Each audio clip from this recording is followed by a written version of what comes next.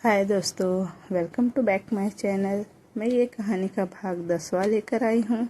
तो हम बिना देरी किए स्टोरी स्टार्ट करते हैं। न जाने कौन था और उसमें क्या देखा होगा, मेरे बारे में क्या सोच रहा होगा वो। अभी वो बोल ही रही थी कि रजत ने उसके गालों को कसकर अपनी उंगलियों में पकड़ा और बोला, तुम्हें इतना सोचने की ज़रूरत नहीं है सिली गर्ल, इसलिए कि तुम्हारे बारे में कौन क्या सोच रहा है और क्या नहीं। अब तुम रजत भोसले की हो और रजत भोसले उसकी चीज़ों के बारे में किसी को सोचने की इजाज़त नहीं है। रजत ने जो कुछ कहा वो शीतल को बिल्कुल अच्छा नहीं लगा कि वो उसके लिए सिर्फ चीज़ है। ये चीज़ तो उसे बहुत ज़्यादा हर्ट कर रही थी। रजत ने एक झटके से उसे छोड़ा। शीतल अपनी नमी भरी आंखों से उसे देखते हुए बोली, मैं आपके लिए सिर्फ एक चीज़ हूँ। रजत ने गुस्से से घूरा और बोला, मेरे सामने ये वर्ड मैनिपुलेट गेम मत खेलो, अब साइड हटो। ये सुन शीतल का दिल और भी ज़्यादा टूट गया। एक तो रजत पहले ही उससे इतनी ज़्यादा बेरुखी से बात करता था और अब तो ऐसा लग रहा था जैसे उसे न जाने शीतल से कितनी ही नफरत हो रही हो और वो बस उसे अपने से दूर जाने के लिए बोल रहा हो। वो तुरंत रजत की गोद से उठ गई। रजत भी अपनी जगह से उठा और एक नज़र केबिन को देखने लगा। कल तक नैना इस केबिन में काम कर रही थी तो ये केबिन थोड़ा अलग था, लेकिन आज शीतल के इस केबिन में आने से पहले ही इस केबिन को एक नया लुक दे दिया गया था। न जाने क्यों रजत ने ये सब किया, लेकिन अब उसके चेहरे पर हल्की सी मुस्कुराहट आ गई। रजत शीतल की तरफ देखते हुए बोला, च्युइंगम खाना है? शीतल घूरती हुई नज़रों से देखने लगी। ऐसे टाइम पर च्युइंगम खाने के बारे में कौन पूछता है। लेकिन रजत ने अपनी पॉकेट से एक च्युइंगम निकाला जो कि काफ़ी ज़्यादा अलग लग रहा था। शीतल ने ऐसा च्युइंगम कभी नहीं देखा था, पर यह कुछ स्पेशल था। रजत ने उस च्युइंगम को अपने मुंह में डाला और उसे कहते हुए वापस शीतल के करीब आया।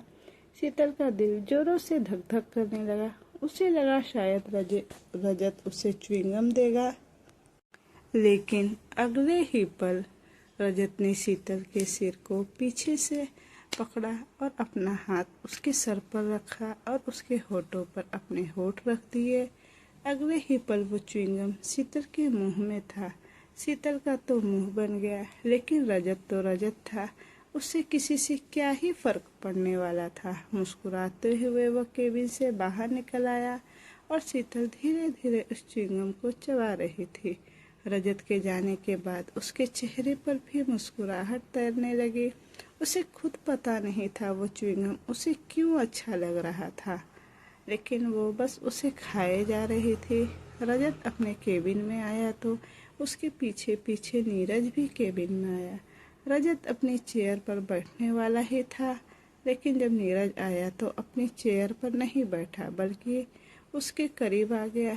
नीरज अपना चेहरा हल्का सा झुकाकर बोला, सर वो मुझे आज की मीटिंग के बारे में डिस्कस।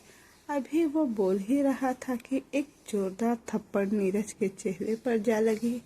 नीरज की आंखों में लाली तैर गई, लेकिन उसने नज़र उठाकर रजत की तरफ नहीं देखा। रजत बेहद एटीट्यूड और बेरुखी से बोला, मुझे नहीं पता था कि रजत भोसले के मैनेजर को इतनी भी अकल नहीं होगी कि बिना नॉक किए किसी के केबिन में नहीं जाते। नीरज अपना चेहरा झुकाकर बोला, सॉरी सॉरी बॉस। रजत एक्सप्रेशनलेस होकर बोला, आइंदा शीतल के केबिन में जाना तो नॉक करके जाना। रजत भोसले की पर्सनल असिस्टेंट है वो, उसके साथ इस तरह की बदतमीजी बर्दाश्त नहीं करूँगा। नीरज ने सिर झुकाकर यस बॉस कहा और अपने हाथों में फाइल लिए वहीं पर खड़ा रहा। रजत तिरछा मुस्कुराया और बोला, गुड फॉर यू। ऐसा बोलकर वो अपनी चेयर पर आया और नीरज की तरफ देखते हुए बोला, अब बोलो कौन सी मीटिंग के बारे में डिस्कस करना है तुम्हें। नीरज ने अपने हाथों में पकड़ी हुई फाइल को रजत के सामने रखा और बोला, सर आज मिस्टर नितिन रजनीकर के साथ आपकी मीटिंग है, जिसके लिए आपको 8 बजे ऑफिस से निकलना होगा। उसके बाद शाम को 8 बजे आपको एक पार्टी में जाना होगा। रजत कुछ सोचते हुए बोला, पर ये काम तो शीतल को करना चाहिए ना, मतलब उसे मुझे बताना चाहिए कि मुझे कब कहाँ जाना है और कब कहाँ नहीं। नीरज परेशान होते हुए बोला, सॉरी सॉरी सर, लेकिन आज मिस शीतल का पहला दिन है। तो रजत गुस्से में बोला, मिस शीतल नहीं, शीतल मैडम। नीरज अपनी गलती सुधारते हुए बोला, शीतल मैडम का आज पहला दिन है। तो मुझे लगा आज के दिन मुझे उन्हें ज़्यादा परेशान करना सही नहीं होगा। रजत गुस्से में बोला, लेकिन तुम ये डिसाइड करने वाले कोई भी नहीं हो कि मेरी पर्सनल असिस्टेंट अपना काम पहले दिन से करेगी या नहीं। जाओ और जाकर शीतल को मेरे शेड्यूल के साथ मेरी कैबिन में भेजो। नीरज ने अपना चेहरा हाँ में हिलाया और तुरंत वहाँ से चला गया। बाहर आकर उसने एक गहरी सांस ली और बोला, अब तो शीतल को भगवान ही बचाए। वह शीतल के केबिन का दरवाज़ा नॉक कर अंदर गया तो शीतल परेशान होते हुए अपने सामने रखे लैपटॉप को देख रही थी। उसे नहीं पता था कि उसे आज करना क्या है। तभी नीरज ने एक फाइल टेबल पर रखी और बोला, शीतल मैडम, इसमें जो शेड्यूल है जाकर सारा रजत सर को बता दीजिए। रजत के पास जाने के नाम से ही शीतल का तो गला सूखने लगा। उसे रजत की बात याद आने लगी कि उसके केबिन में बेड है और वो बेड पर क्या करना चाहता है। नीरज अपनी बात कहकर वहाँ से चला गया और शीतल बस उस फाइल को देखती रह गई। अपने सामने रखी हुई फाइल को देखते हुए शीतल के होठ सूख रहे थे, लेकिन उसे नीरज का ऑर्डर तो फॉलो करना ही था। हालांकि वो ये नहीं जानती थी कि नीरज ने उसे जो ऑर्डर दिया है वो ऑर्डर सिर्फ नीरज की तरफ से ही नहीं बल्कि रजत की तरफ से आया है। उसने वो फाइल उठाई और अपना हुलिया थोड़ा सा ठीक कर केबिन से बाहर निकली। जैसे ही वो केबिन से बाहर आई, उसकी नज़र सामने की तरफ बैठे सभी एम्प्लॉय पर गई। केबिन का दरवाज़ा खुलते ही सभी एम्प्लॉय ने भी अपनी नज़रें उठाकर शीतल को देखना शुरू कर दिया था और सबसे आखिरी में बैठी नैना की नज़र तो उस पर और भी ज़्यादा गहरी हो गई। उसका बस चलता तो अभी उसे यहाँ इसी वक्त वो शीतल को इस केबिन से ही नहीं बल्कि इस ऑफिस से ही बाहर निकाल फेंकती, लेकिन उसके हाथ में कुछ नहीं था। शीतल ने तुरंत सबसे अपनी नज़रें हटाई और बाहर सामने ही बने एक काउंटर पर गई और बोली, रजत सर का केबिन कौन सा है? वहाँ पर खड़ी लड़की हंसी और बोली, रजत सर की पर्सनल असिस्टेंट बनोगी तुम? तुम्हें तो इतना भी नहीं पता उनका केबिन कौन सा है। वैसे इस बात में कोई शक नहीं है कि तुम उसकी पर्सनल असिस्टेंट क्यों हो, इतनी खूबसूरत हो, लेकिन एक बात याद रखना, जब तुम इस खूबसूरती का स्वाद रजत सर के सर के लिए थोड़ा सा फीका हो जाएगा ना, तो उसी पल तुम इस केबिन से ही नहीं बल्कि इस ऑफिस से भी बाहर चली जाओगी। सो तब तक एंजॉय करो जब तक तुम्हारी ये खूबसूरती रजत सर को टेस्टी लगती है। बोलते हुए उस लड़की के एक्सप्रेशन बहुत ही बेशर्मी भरे थे। उसके मुंह से ये सब बातें सुनकर तो शीतल को बहुत अजीब लगने लगा। पहले ही रजत उसे इतना परेशान कर चुका था। उन दोनों के बीच जो रिश्ता था उसे लेकर शीतल पहले ही परेशान थी और अब ऊपर से ये सब बातें सुनना तो उसकी परेशानी को और भी ज़्यादा बढ़ा रहा था। वो तुरंत उस काउंटर से हट गई और सामने की तरफ खड़े एक एम्प्लॉय के पास गई। वो उस एम्प्लॉय की तरफ देखते हुए बोली, मुझे रजत सर के केबिन के बारे में पूछना है, उनका केबिन कौन सा है? वो लड़का शीतल को ऊपर से लेकर नीचे तक अपनी गहरी नज़रों से देखने लगा। अगले पल उसके चेहरे पर सेडक्टिव स्माइल आ गई और उसने शीतल के हाथ पर अपना हाथ रख दिया। शीतल ने तुरंत अपना हाथ पीछे खींचा और बोली, बिहेव योरसेल्फ। वो लड़का बेशर्मी से मुस्कुरा कर बोला, मेरे हाथ लगाने से इतनी प्रॉब्लम हो गई, लेकिन रजत सर तो न जाने तुम्हारे साथ क्या क्या करेंगे, तब प्रॉब्लम नहीं होगी क्या? आई नो, उधर प्रॉब्लम क्यों नहीं होगी, सैलरी के साथ साथ एक्स्ट्रा बोनस जो मिलेगा।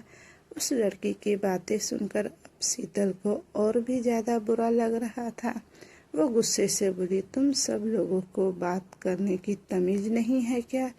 किससे कैसे बात करनी है और कैसे नहीं? इतने बड़े ऑफिस में काम करने के बाद भी तुम लोगों का दिमाग चवन्नी जैसा है। पर मुझे तुम्हारी इन बातों से कोई फ़र्क नहीं पड़ता। मैं रजत सर का कैबिन खुद ढूंढ लूँगी, बोलकर शीतल तुरंत वहाँ से चली गई। तभी उसकी नज़र नीरज पर गई, जो काफ़ी दूर खड़ा था।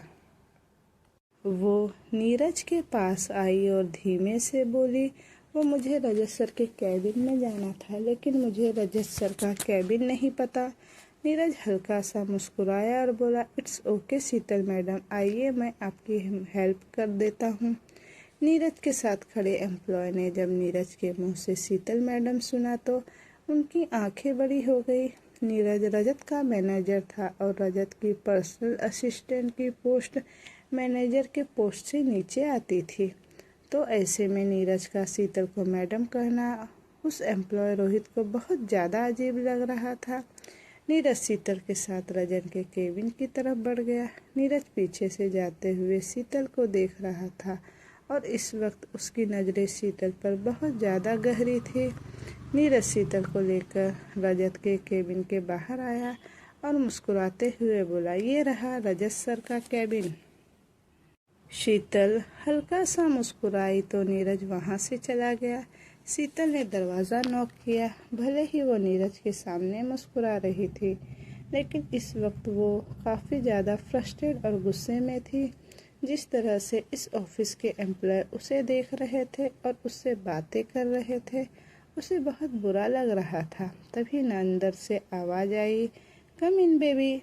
रजत के मुंह से कम इन बेबी सुनकर तो शीतल का गुस्सा और भी ज़्यादा बढ़ गया।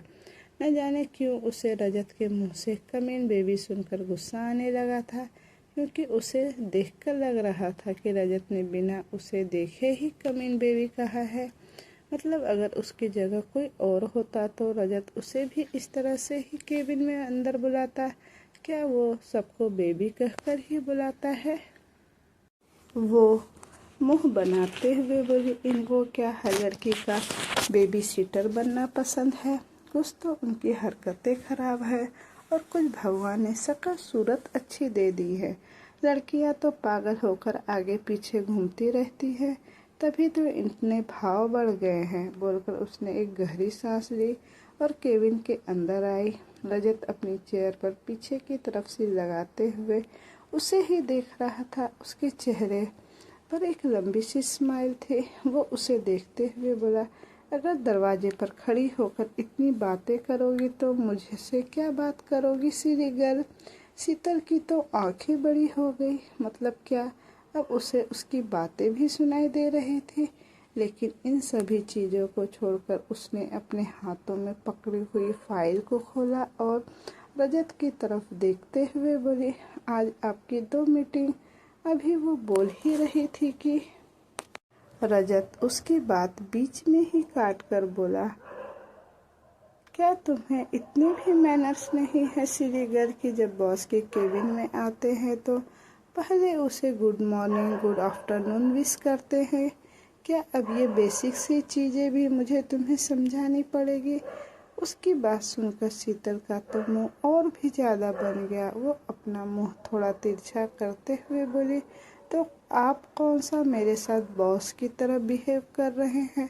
कौन से बॉस अपने एम्प्लॉय को सिली गर्ल या बेबी कहकर बुलाता है? उसकी बात सुनकर रजत एक पल के लिए उसकी तरफ देखता ही रह गया। वो मन ही मन में बोला, मेरी बिल्ली मुझे म्याऊं बोलकर वो अपनी चेयर से उठा और शीतल की तरफ अपने कदम बढ़ाने लगा।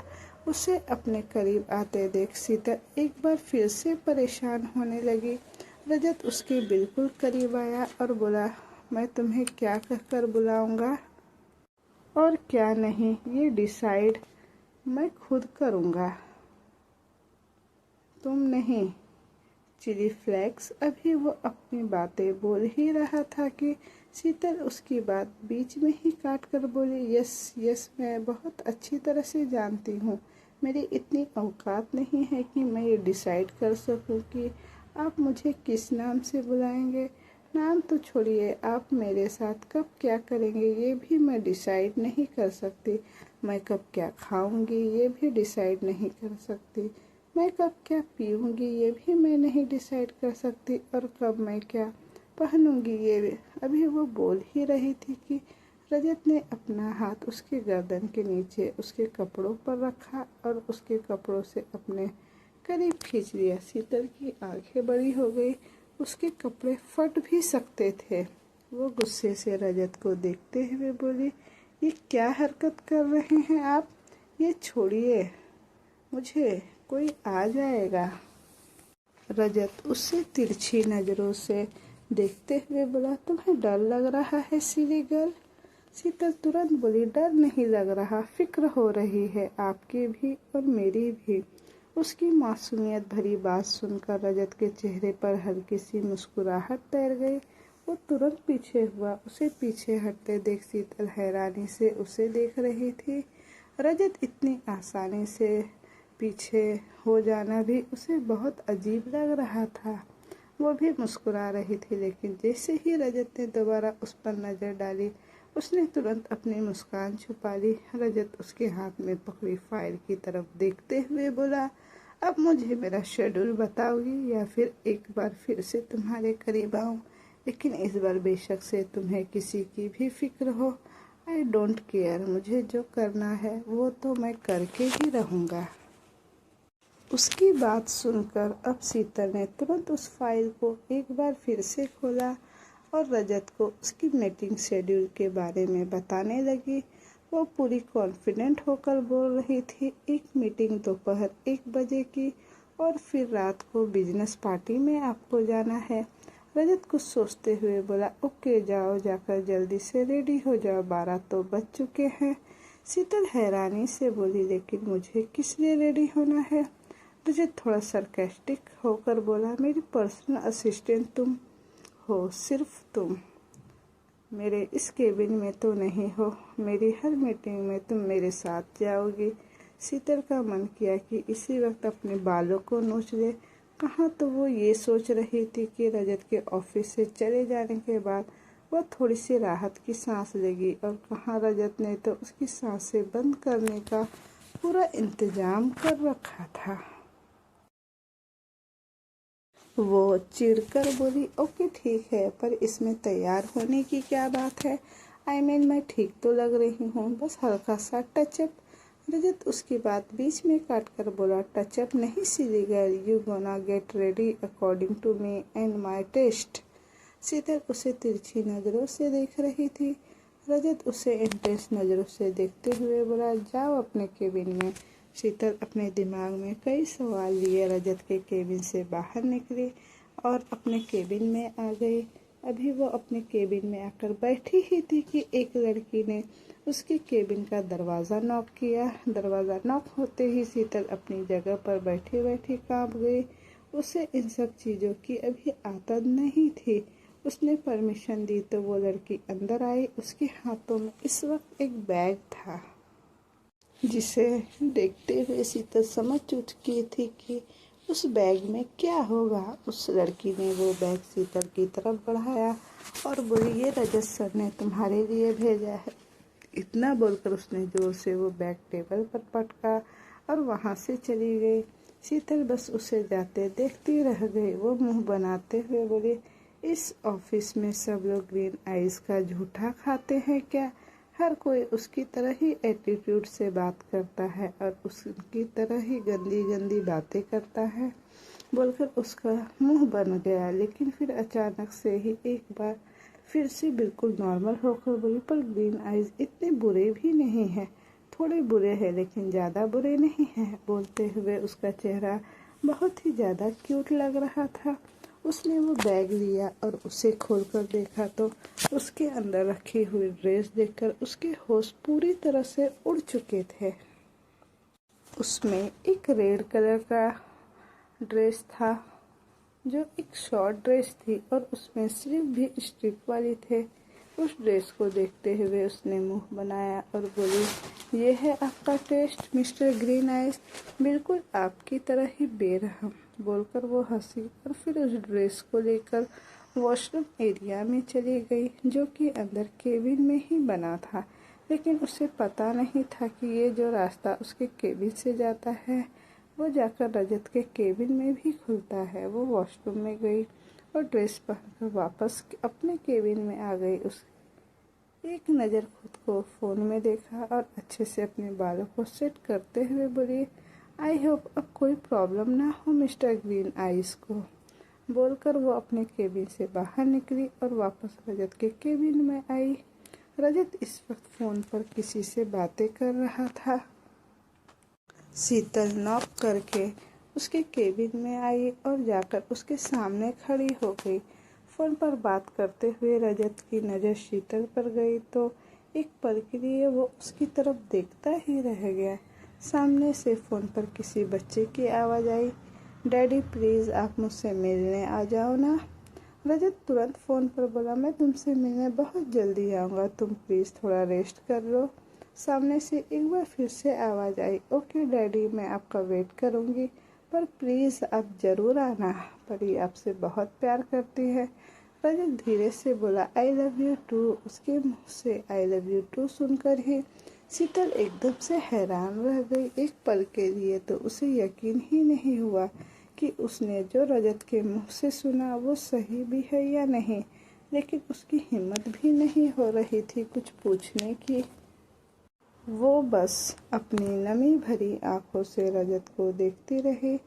रजत ने फ़ोन डिस्कनेक्ट किया और एक पल अपनी आँखें लगातार झपकाने के बाद शीतल की तरफ देखते हुए बोला, यू आर लुकिंग हॉट। इतना कहकर वो अपनी जगह से उठा और अपना ब्लेजर पहनकर केबिन से बाहर निकला।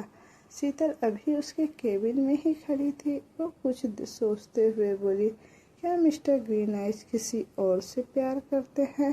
पर अगर वो किसी और से प्यार करते हैं तो मेरे साथ ये सब क्यों? वो किसी को चीट कर रहे हैं। बोलते हुए उसकी आंखों में आंसू का एक कतरा बह गया। अपनी आंखों को साफ कर वो तुरंत बाहर आई। उसके बाहर आते ही एक बार फिर से सबकी नज़रें उस पर आ चुकी थी, लेकिन इस वक्त शीतल कुछ सोचने और समझने की हालत में ही नहीं थी। वो बस रजत के पीछे पीछे लिफ्ट में आई और दोनों नीचे पार्किंग एरिया में आकर गाड़ी में बैठे और भोसले इंडस्ट्रीज से निकल गए। कुछ देर बाद एक लग्जरियस होटल के बाहर रजत ने अपनी गाड़ी रोकी और फुर्ती से गाड़ी से बाहर निकला। शीतल भी अपने साथ साथ होटल के अंदर आई। दोनों होटल के टॉप फ्लोर पर बने हुए प्रेसिडेंशियल स्वीट की तरफ बढ़ रहे थे कि तभी रजत का फ़ोन बजा। उसने फ़ोन की तरफ देखा तो अंकिता का नंबर देखकर उसके चेहरे पर चिढ़ भरे एक्सप्रेशन आ गए। वो शीतल की तरफ देखते हुए बोला, तुम ऊपर चलो मैं आता हूँ। बोलकर वो तुरंत वहाँ से दूसरी तरफ चला गया। शीतल बस उसे जाते देखती रह गई। एक बार फिर से फ़ोन पर उसका किसी से बात करना, वो भी शीतल के सामने ना बात करने से हिचकिचाना देखकर शीतल का दिल जोरों से धक धक करने लगा। उसे ये सब कुछ अब बहुत बुरा लगने लगा था, पर अपने आप को कंट्रोल करते हुए वो लिफ्ट की तरफ बढ़ गई। वो लिफ्ट से ऊपर की तरफ जाती उससे पहले ही लिफ्ट का दरवाज़ा एक बार फिर से खुला और नितिन रजनीकर लिफ्ट से अंदर आया। जैसे ही उसकी नज़र शीतल पर गई वो शीतल की तरफ देखता ही रह गया। शीतल अभी लिफ्ट के अंदर आई ही थी कि नितिन भी लिफ्ट के अंदर आ गया। नितिन वो था जिसके साथ मीटिंग करने के लिए रजत आज इस होटल में आया था। जैसे ही नितिन लिफ्ट के अंदर आया उसकी नज़र सामने खड़ी शीतल पर गई। शीतल बहुत ज़्यादा अट्रैक्टिव एंड हॉट लग रही थी। कोई भी उसे देखता तो बस उसमें ही। ऐसे में नितिन भी कैसे ही खुद को संभालता। शीतल उसकी नज़रों को खुद पर महसूस कर रही थी। वो थोड़ा सा पीछे की तरफ हट गई तो नितिन के चेहरे पर डेविड स्माइल आ गई। वो उसके करीब हुआ और बोला, you looking very hot miss. बोलते हुए उसने अपना हाथ शीतल के आगे बढ़ाया, लेकिन शीतल ने उसे ऐसे देखा जैसे वो उसे नहीं किसी और से बात कर रहा हो। वो अपने आसपास देखने लगी। नितिन हल्का सा हंसा और बोला, तुम ऐसे क्यों बिहेव कर रही हो जैसे हमारे अलावा इस लिफ्ट में कोई और भी है। मैं तुम्हारी ही तारीफ कर रहा हूँ। अब तुम हो ही इतनी हॉट तो तुम्हें हॉट तो कहना पड़ेगा। वैसे तुम यहाँ इस मीटिंग में किसी मीटिंग के लिए आई हो। नितिन का यूँ अनजान होकर भी उससे इतना बात करना शीतल को बिल्कुल भी अच्छा नहीं लग रहा था। वो अटक अटक कर बोली, मैं वो अपने बॉस के साथ। उसे यूँ बोलते देख नितिन हल्का सा मुस्कुराया और बोला, ओ तो तुम अपने बॉस के साथ मीटिंग पर आई हो, मतलब तुम किसी की पर्सनल असिस्टेंट हो।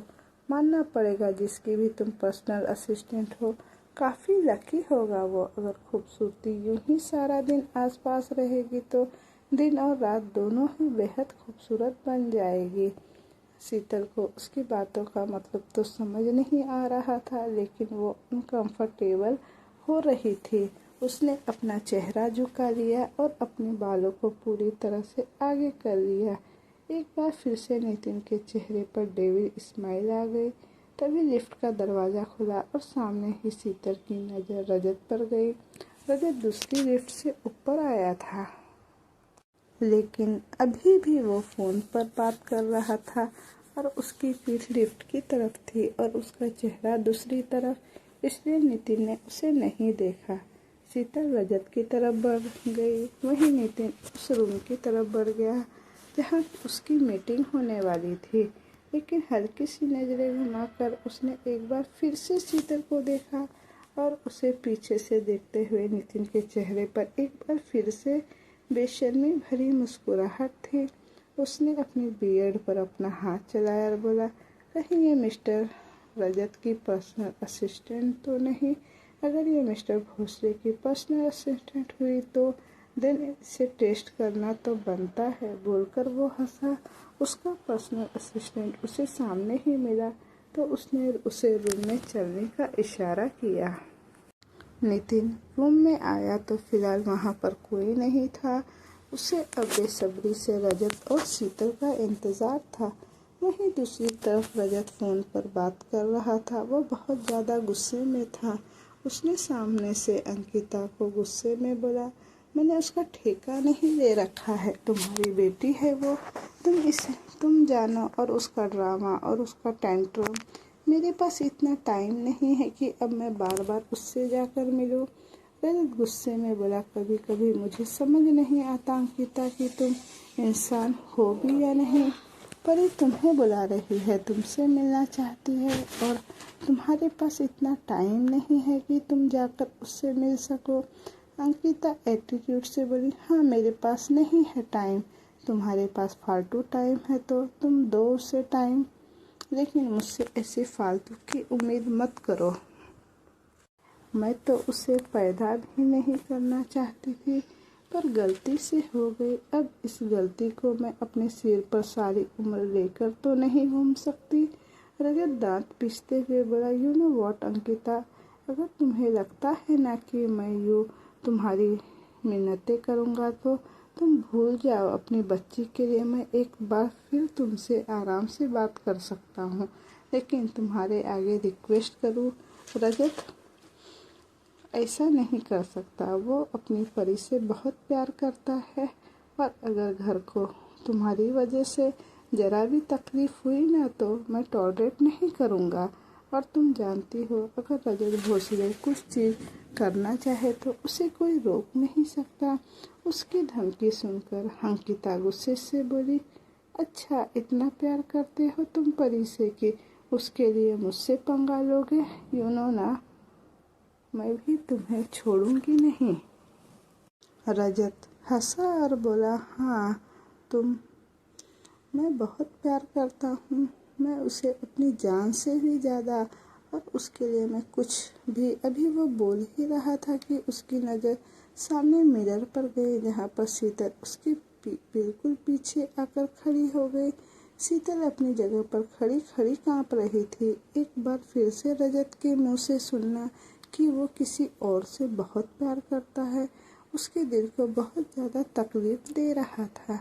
उसे समझ नहीं आ रहा था कि वो रजत से पूछे कि वो किससे प्यार करता है या फिर ना पूछे। तभी रजत ने बिना कुछ कहे कॉल डिस्कनेक्ट किया और शीतल की तरफ आकर बोला, let's go for the meeting. Rajat आगे बढ़ चुका था, लेकिन शीतल उसे रोकते हुए बोली।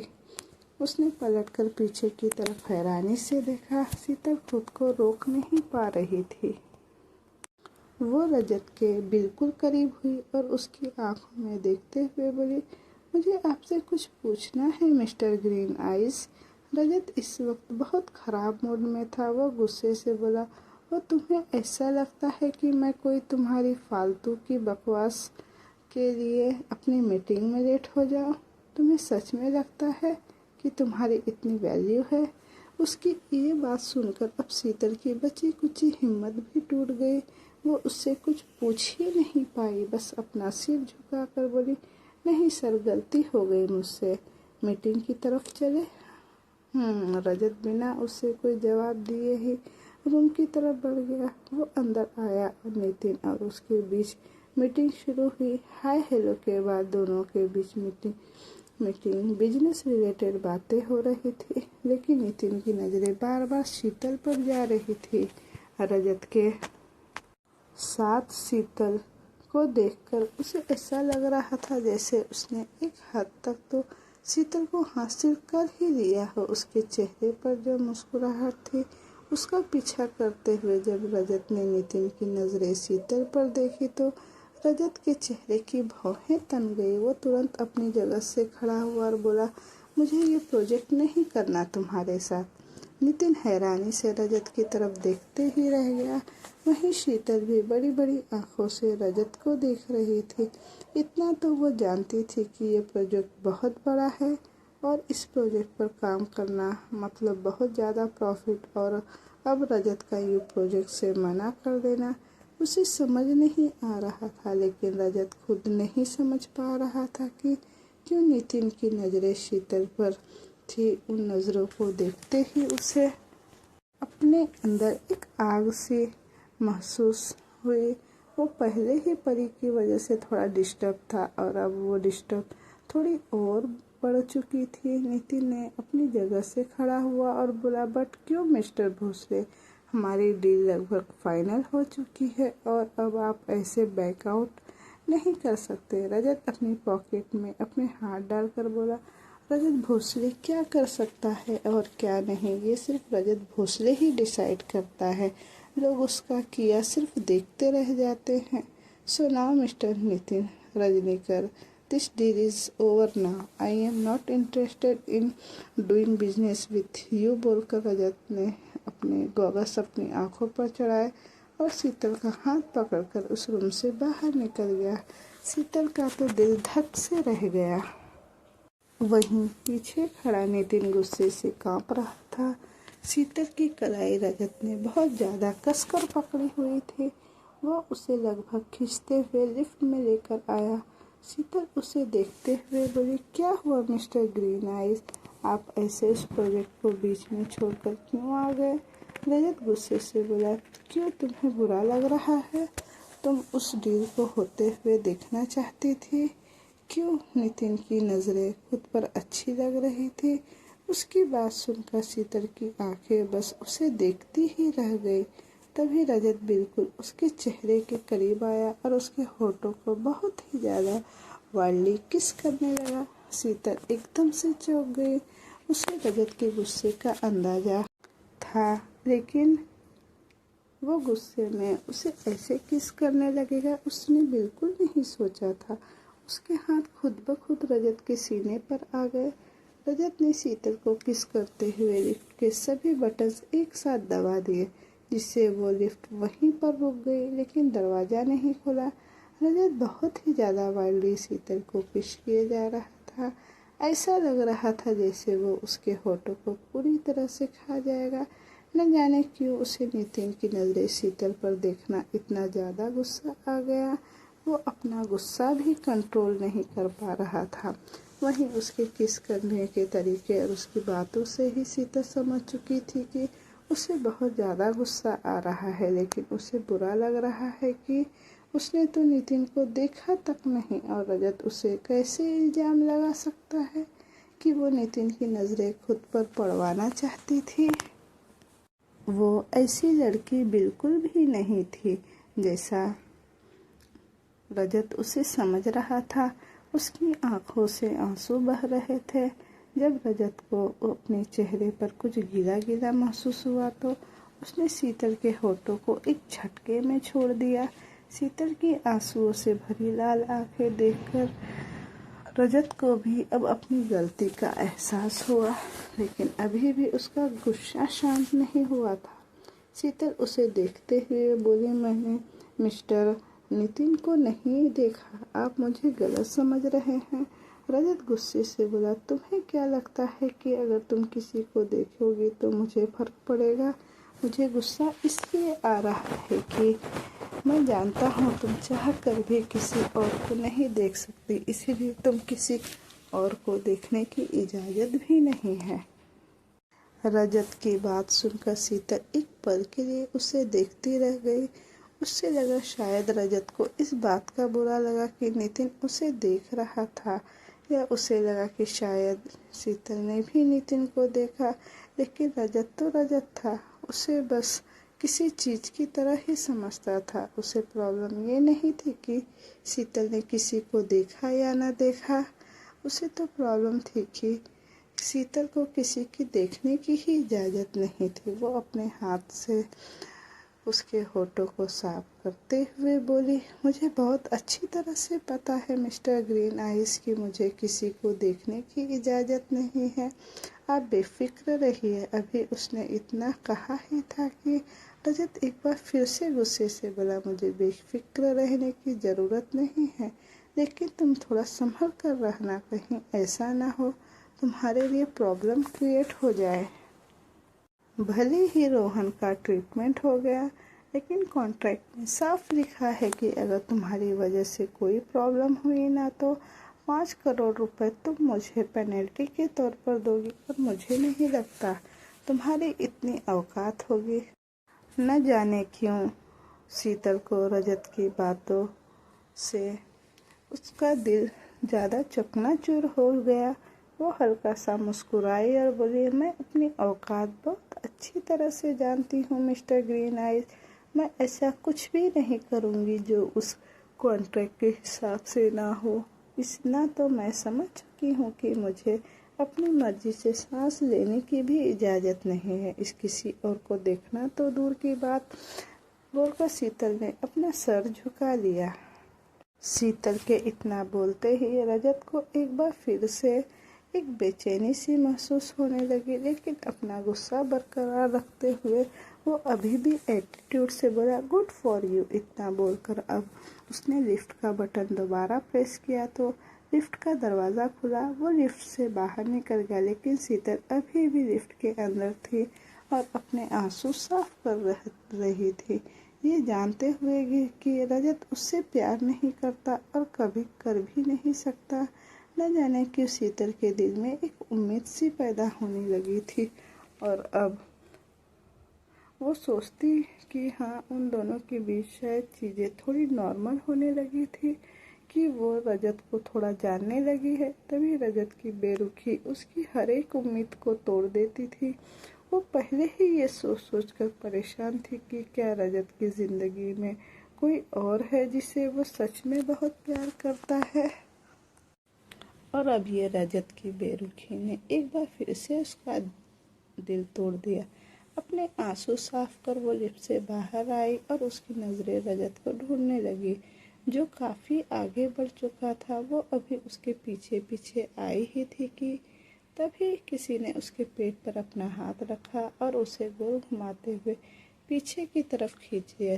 सीधा दीवार से जाकर लगी और अगले ही पल नितिन उसके ऊपर झुक गया।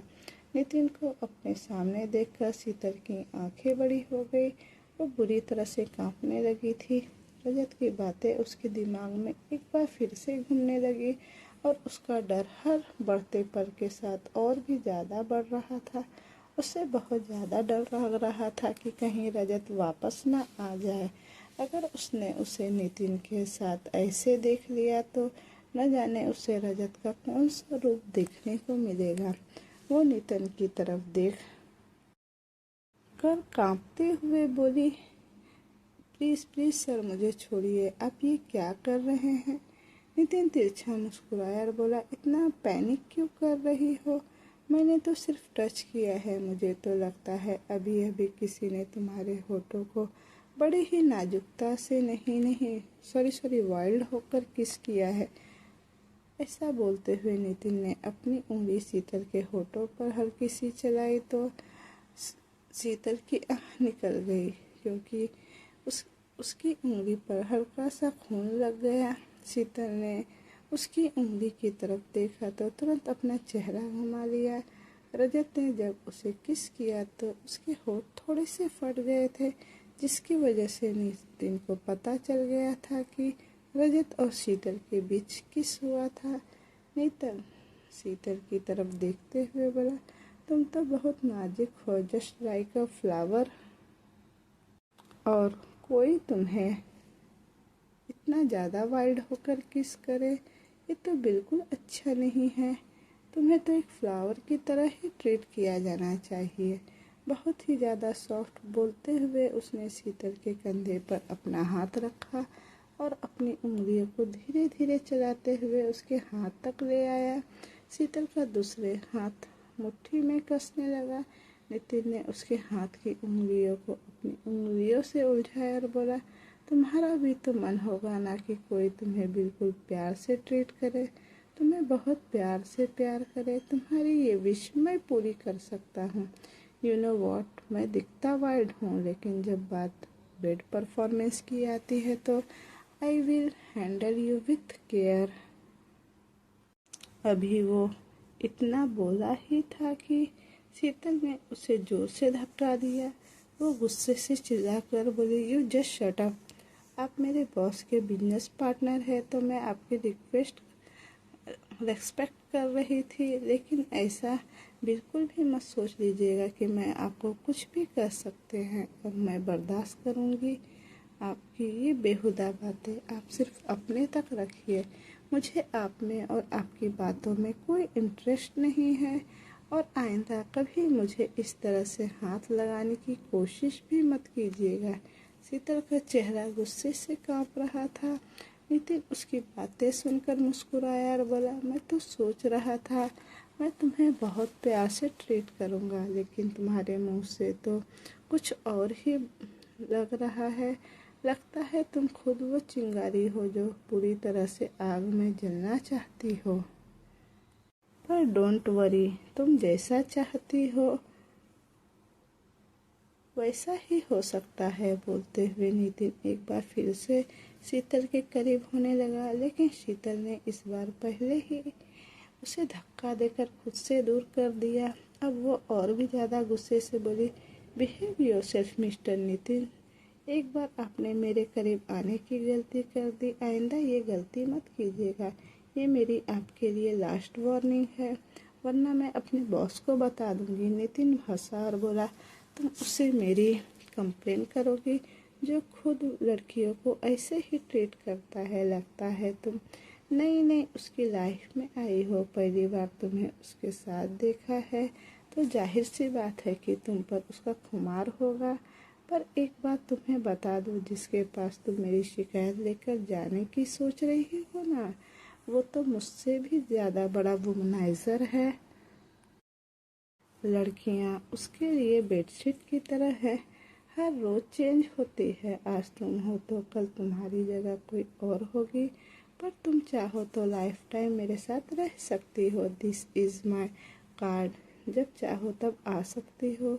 बोलकर नितिन ने अपना कार्ड शीतल के हाथ में रख दिया। शीतल ने गुस्से से उस कार्ड को अपने हाथों में मरोड़ा और बोली, रजत सर जैसे भी हैं, आप जैसे घटिया तो नहीं। बोलकर शीतल तुरंत वहाँ से चली गई। उसकी आंखों से अब लगातार आंसू बह रहे थे। वहीं दूसरी तरफ गाड़ी में बैठा रजत गुस्से से कांप रहा था। उसे नहीं पता था कि शीतल को देर क्यों हो रही है, लेकिन उसके दिमाग में इस वक्त बहुत कुछ चल रहा था। तो दोस्तों, ये कहानी अब मैं यहीं तक रहने देती हूँ। इसका नेक्स्ट पार्ट मैं जल्द ही लेकर आऊँगी। दोस्तों, आपको इसी तरह की कहानी चाहिए तो मेरे चैनल को लाइक शेयर एंड सब्सक्राइब ज़रूर कीजिएगा।